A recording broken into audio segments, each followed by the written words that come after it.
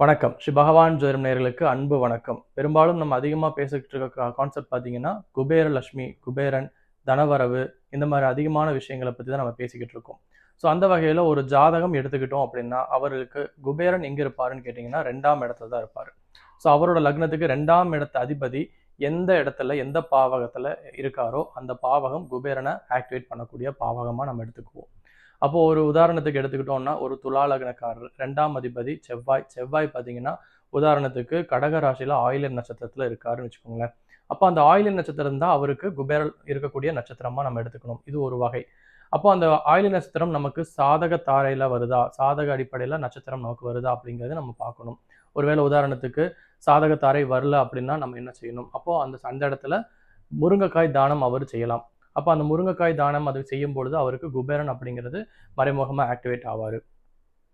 அதே ஆயில்ய நட்சத்திரம் அவருக்கு சாதக தாரையா வரும்பொழுது, அவர் என்ன செய்யலாம்னு கேட்டீங்கன்னா, திருப்பரங்குன்றம் சனீஸ்வர பகவான நீங்க போய் முறையா வழிபாடு செஞ்சுட்டு வரும்பொழுது, உங்களுக்கு உண்டான குபேரர் அப்படியே ஆக்டிவேட் ஆக முடியும்.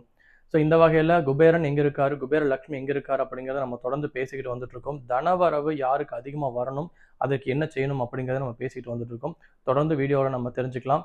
இந்த வீடியோ புதுசா பார்க்குறவங்களா இருந்தீங்கன்னா, சப்ஸ்கிரைப் பண்ணிக்கோங்க. நன்றி, வணக்கம்.